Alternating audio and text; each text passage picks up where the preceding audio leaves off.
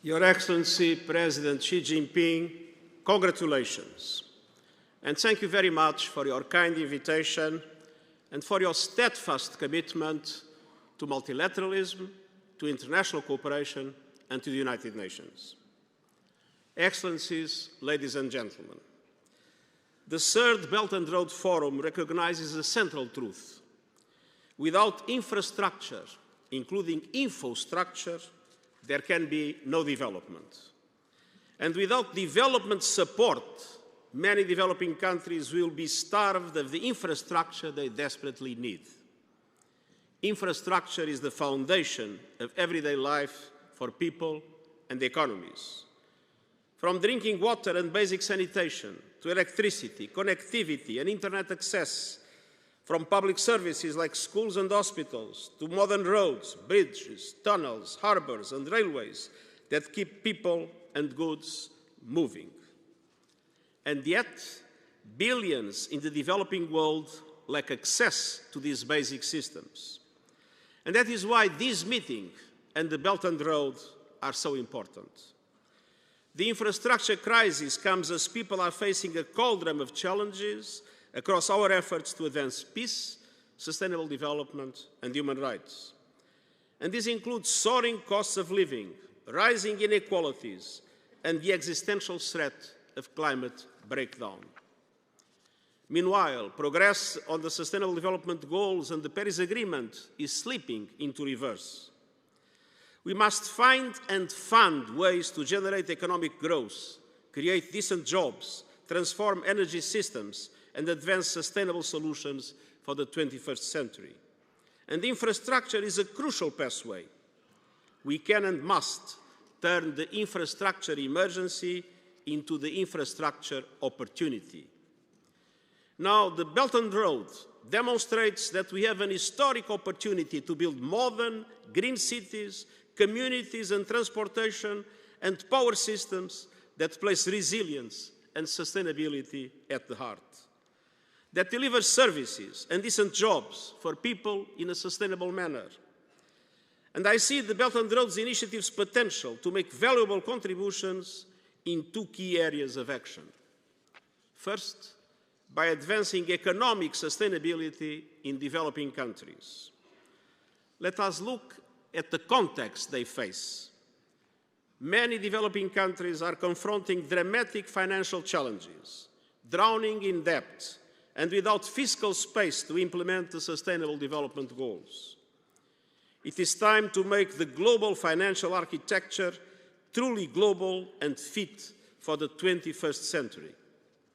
At last month's SDG Summit, world leaders endorsed a commitment to reforming the global financial architecture to make it reflect the world economy of today, not the one of 1945.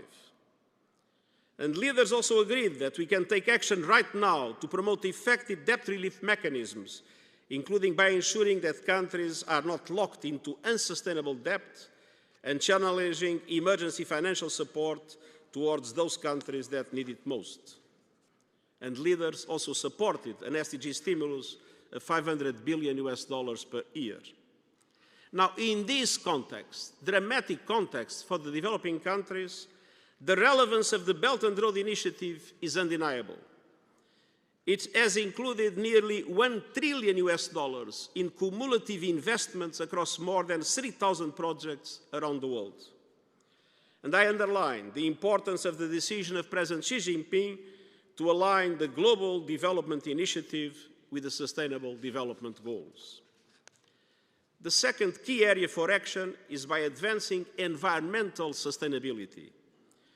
The Belt and Road Initiative recognizes that infrastructure, for infrastructure's sake, is not enough. The Belt and Road is an important instrument to make key investments a reality, driven by clear domestic demand and in line with international best practices.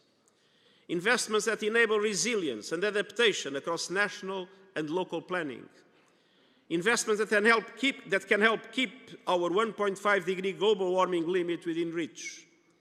And investments that don't leave countries with stranded assets and the polluted dead hands of the past. I recognize the efforts of the Green Silk Road Initiative to anchor investments in sustainable solutions, an area in which the UN is poised to support.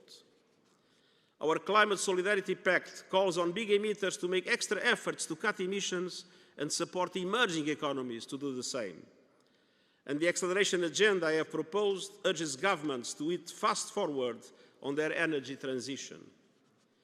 We need developed countries reaching net zero as close as possible to 2040 and emerging economies as close as possible to 2050, according to the principle of common but differentiated responsibilities and respective capabilities in light of different national circumstances.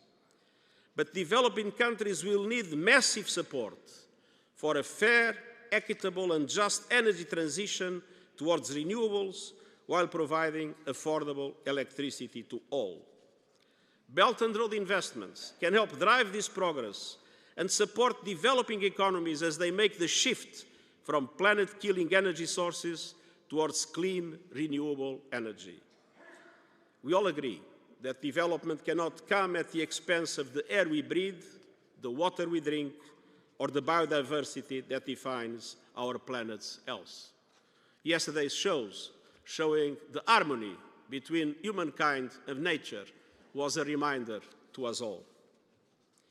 Excellencies, ladies and gentlemen, together with the contribution of the Belt and Road Initiative, we can turn the infrastructure emergency into an infrastructure opportunity, supercharge the implementation of the Sustainable Development Goals, and deliver hope and progress for billions of people and the planet we share. Mr. President, with your permission and facing this august assembly, I feel, as Secretary General of the United Nations, the obligation to say a few words about the catastrophe unfolding in the Middle East. The region is on the precipice.